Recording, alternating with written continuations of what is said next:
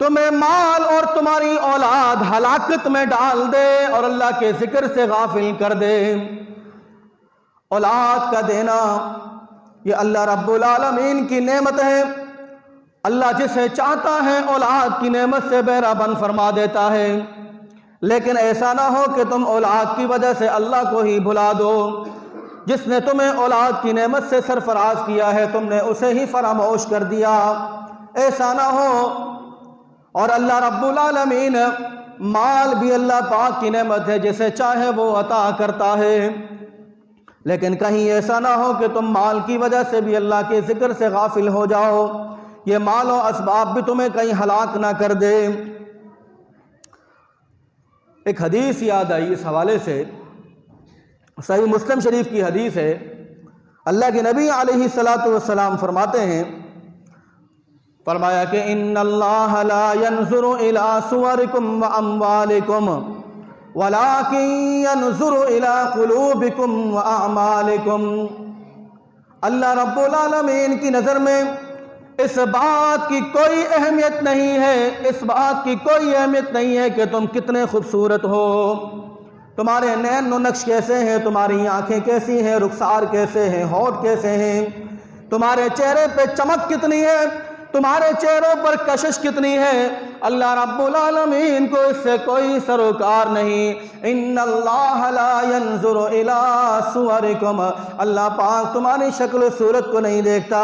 اگر خالق کے کائنات کے اندر اللہ رب العالمین کی نظر میں اگر صورت کا پیمانہ ہوتا، اگر صورت کا کوئی وزن ہوتا تو ابو لہب کے حوالے سے قرآن مجید میں کبھی آیات نازل نہ ہوتی۔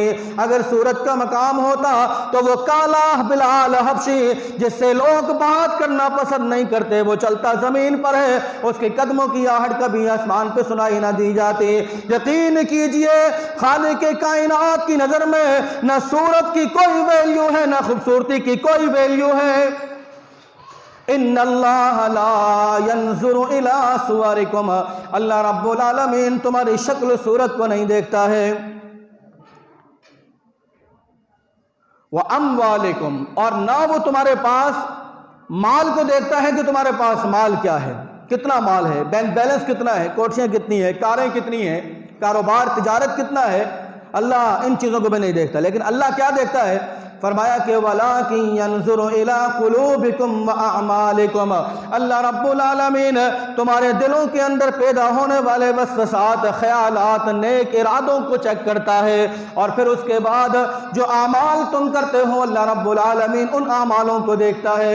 یہیں پر بھی اللہ رب العالمین نے یہی فرمایا کہ اے ایمان والو، ایسا نہ ہو کہ تم کو تمہارا مال اور تم کو تمہاری اولاد اللہ کے ذکر سے غافل کر دے، اللہ صحیح تمہیں بدظن کر دے، ایسا نہ ہو کہ اللہ کو ہی بھلا دو۔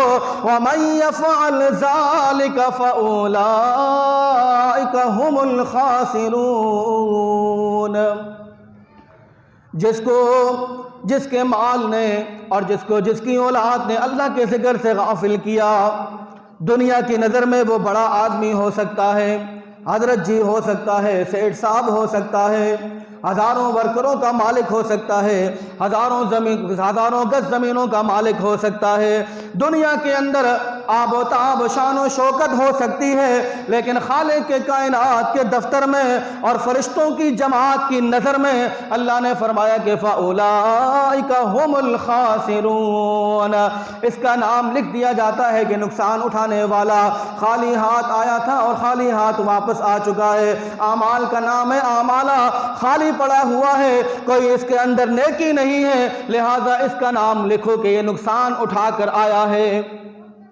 اس نصیحت کو کرنے کے بعد اب اللہ رب العالمین نے یہاں پر پھر وہی جملہ استعمال کیا، فرمایا کہ وَأَنفِقُوا مِمَّا رَزَقْنَاكُم مِّن قَبْلِ أَن يَأْتِيَ أَحَدَكُمُ الْمَوْتُ۔ اس نصیحت کو بیان کرنے کے بعد اللہ رب العالمین نے پھر اسی لفظ کا استعمال کیا جو شروع سے اللہ پاک کرتا ہوا آ رہا ہے، فرمایا کہ وَأَنفِقُوا مِمَّا رَزَقْنَاكُمْ مِن قَبْلِ أَن يَأْتِيَ أَحَدَكُمُ الْمَوْتُ، اے ایمان والو خرچ کرو اس مال میں سے جو ہم نے آپ کو عطا کیا ہے۔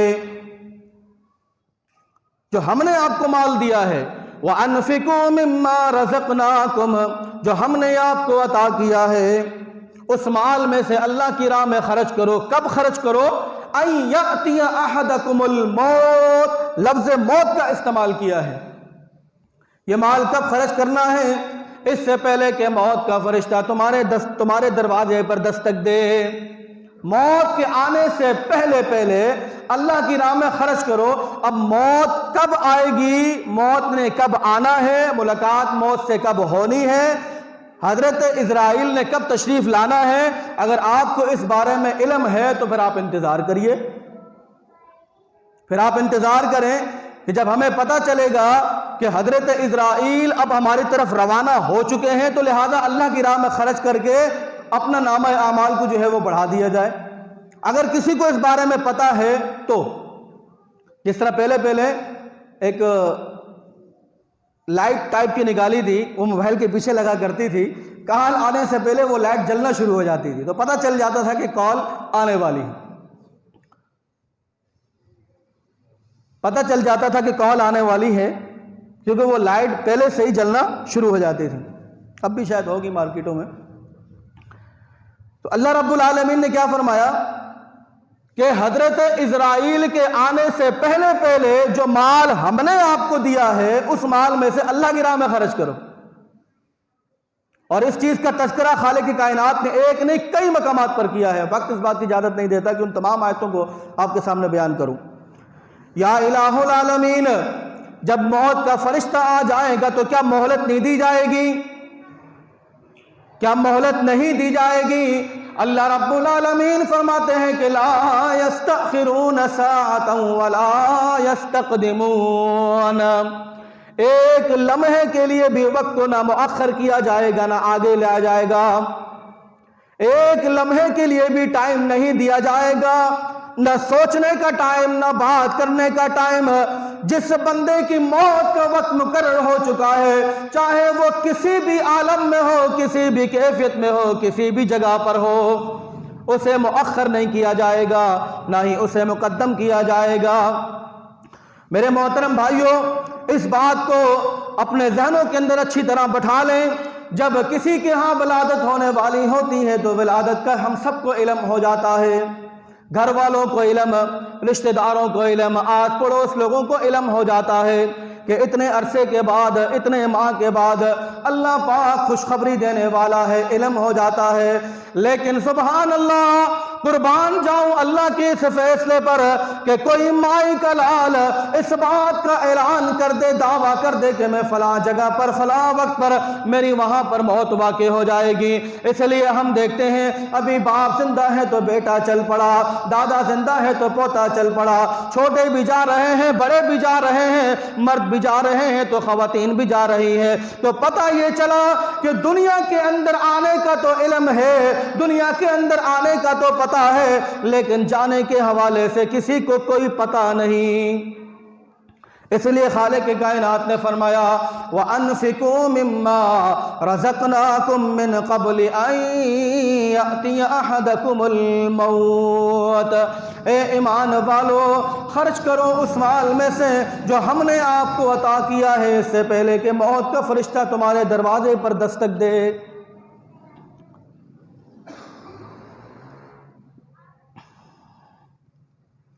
لولا اخرتنی الی اجل قریب فاصدق واکن من الصالحین۔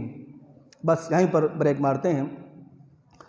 آج کی پوری تقریر کا لب لباب اور خلاصہ کلام یہ ہے، قابل احترام دوستوں اور بزرگوں اور بھائیوں، جس طرح گزشتہ جمعے آپ احباب کے سامنے میں نے ایک آیت پڑھی تھی کہ کل نفس ذائقۃ الموت، اب اس موت کی کیٹیگری کے اندر دنیا کی تمام مخلوق جو ہے وہ آ جاتی ہے، اب وہ چاہے انسان ہوں، چرند ہوں، پرند ہوں، اللہ کے برگزیدہ لوگ ہوں یا اللہ کے نافرمان لوگ ہوں، مومنین ہو، مسلمین ہو، غیر مسلم ہو، ہر زیرو جس کے اندر سانس ہے، جو جاندار ہے، اسے موت کا ذائقہ ہر حال میں چکھنا ہے۔ کسی شاعر نے کیا خوب کہا کہ موت ایک ایسا جام ہے کہ جسے ہر بندے نے پینا ہے، اور ایک ایسا دروازہ ہے کہ جس سے ہر بندے نے داخل ہو کے ہی رہنا ہے۔ اس لیے میں نے آپ احباب سے یہ گزارش کی تھی کہ آپ احباب جو ہے وہ ہفتے میں ایک بار، مہینے میں ایک بار قبرستان کا لازمی چکر لگایا کریں، اور قبرستان کے اندر بھی ان قبروں کو تلاش کریں کہ جو قبریں پھٹی ہوئی ہیں، جن قبروں کے اندر سے کفن نظر آ رہا ہے، جن قبروں کے اندر ہڈیاں آپ کو نظر آ رہی ہیں، ان قبروں کو دیکھیں۔ ان کو دیکھنے سے یہ ہوگا کہ آپ کے دل کے اندر اپنی موت جو ہے وہ تازہ ہوتی رہے گی۔ جو وہاں پر مدفون ہیں، لیٹے ہوئے ہیں، وہ بھی شاید یہی سوچتے ہوں گے کہ ہم نے ساری زندگی جو ہے وہ یہیں رہنا ہے، مرنا ہی نہیں ہے، لیکن آج وہ لیٹے ہوئے ہیں اور کل ہم ان کی جگہ پر لیٹے ہوئے ہوں گے۔ لیکن اس کے ساتھ ساتھ ایک بات میں نے اور آپ کے سامنے یہ عرض کی تھی کہ آج کل جو قبرستانوں کا جو ماحول ہے، وہاں پر جا کر انسان انجوائمنٹ کرتا ہے، تفریح کرتا ہے۔ تفریح اس وجہ سے کرتا ہے کیونکہ ڈھول بج رہے ہوتے ہیں، قوالیاں ہو رہی ہوتی ہیں، ناچ گانا ہو رہا ہوتا ہے، اچھل کود ہو رہا ہوتا ہے، تو ایک تفریح والا ماحول ہوتا ہے، بندہ انٹرٹینمنٹ حاصل کرتا ہے، وہاں جا کر انجوائمنٹ کرتا ہے، تو لہٰذا ایسی جگہ پر جا کر انسان کو موت یاد نہیں آتی۔ ٹھیک ہے جی، اس کے لیے کیا کرنا چاہیے؟ میں نے آپ سے کہا تھا کہ عیدی کا سرد خانہ ہفتے میں کبھی ایک دن جا کر آپ دیکھ لیں۔ آپ اللہ پہ یقین کریں کہ جب میں وہاں پر جاتا ہوں تو اندر کی کنڈیشن پتہ ہے کیا ہے؟ اندر کی کنڈیشن یہ ہے، قابل احترام دوستوں، بزرگوں، بھائیوں، کچھ لوگوں کا دماغ جو ہے وہ پورا کھلا ہوا ہے، ایک طرف لٹک رہا ہے، مردے کے اوپر مردہ پڑا ہوا ہے، کسی کو چیرا لگا ہوا ہے، کسی کی شکل اتنی کالی ہے کہ آپ دیکھ نہیں سکتے۔ ایسی بھیانک قسم کی وہاں صورتحال ہوتی ہے، اتنی المناک صورتحال ہوتی ہے کہ بندہ جو ایسے ہی جاتا ہے، میں کہتا ہوں 1 منٹ کھڑا ہو جائے اس کے لیے کافی و شافی۔ مردے کے اوپر مردہ اس طرح اسٹیپ بائی اسٹیپ پڑے ہوئے ہیں، کچھ نیچے پڑے ہوئے ہیں، پھٹے ہوئے ہیں، کسی کا سینہ چیرا ہوا ہے، کسی کی آنکھیں باہر آئی ہوئی ہیں، کسی کا دماغ جو ہے وہ بالکل کھولا ہوا ہے۔ عجیب سی کیفیت، عجیب سا منظر، انسان کی جو ہے وہ رونٹے کھڑے ہو جائیں۔ اور جب اس منظر کو آپ دیکھیں گے تو آپ کو کیا لگتا ہے کہ گناہ کرنے کی طاقت اور سکت آپ میں باقی رہے گی؟ سوال ہی پیدا نہیں ہوتا ہے یار، کیونکہ وہاں پر انسان کو اپنی حقیقت نظر آ رہی ہوتی ہے کہ کل ہمارا بھی یہی حال ہوگا۔ تو اس لیے میرے محترم بھائیوں، دوستوں، بزرگوں، اچھی دنیا استعمال کریں۔ اچھی دنیا سے مراد یہ ہے کہ آپ کی ضروریات پوری ہوں، نہ کہ خواہشات۔ اپنی ضروریات کو دنیا کے اندر رہتے ہوئے پورا کریں، اور اس کے ساتھ ساتھ اپنی آخرت کی تیاری کریں، کیونکہ اس کے بعد کا جو اگلا اسٹیپ ہے وہ قبر کا ہے۔ تو انشاءاللہ زندگی رہی اگلا جمعہ، انشاءاللہ زندگی رہی تو اگلا جمعہ اس کے اگلے سے ہم شروع کریں گے کہ مرنے کے بعد کیا ہوگا، قبر کے حال کیا ہے، پھر اسٹیپ بائی اسٹیپ چلیں گے، پھر قیامت ہے، جنت ہے یا جہنم ہے، وغیرہ وغیرہ۔ لیکن خلاصہ کلام یہ ہے میرے محترم بھائیوں، دوستوں، بزرگوں، یہ صحت جو اللہ پاک نے آپ کو عطا کی ہے یہ سدا نہیں ہے۔ آپ اپنے ارد گرد کے بوڑھوں کو دیکھیں، وہ بھی کبھی جوان ہوا کرتے تھے۔ اگر اللہ نے آپ کو صحت عطا کی ہے تو اپنے ارد گرد بیماروں کو دیکھیں، اگر اللہ نے آپ کو جوانی عطا کی ہے تو ارد گرد اپنے آپ بوڑھوں کو دیکھیں۔ تو میرے محترم بھائیوں، دوستوں، بزرگوں، ان چیزوں کو دیکھنے کے بعد انسان کے دل کے اندر ایک لگن پیدا ہوگی، ایک احساس پیدا ہوگا، نیک اعمال کرنے کا جستجو اور لگن پیدا ہوگا، اور گناہوں سے انسان اپنے آپ کو بچانے کی کوشش کرے گا۔ میں دعا کرتا ہوں اللہ رب العالمین سے کہ اللہ پاک سب سے پہلے مجھے اور اس کے بعد تمام سامعین کرام کو عمل پیرانے کی توفیق نصیب فرمائے۔ آج ہماری یہ خوشبختی ہے کہ ہماری مسجد کے اندر الحمدللہ العزیز الشیخ حافظ محمد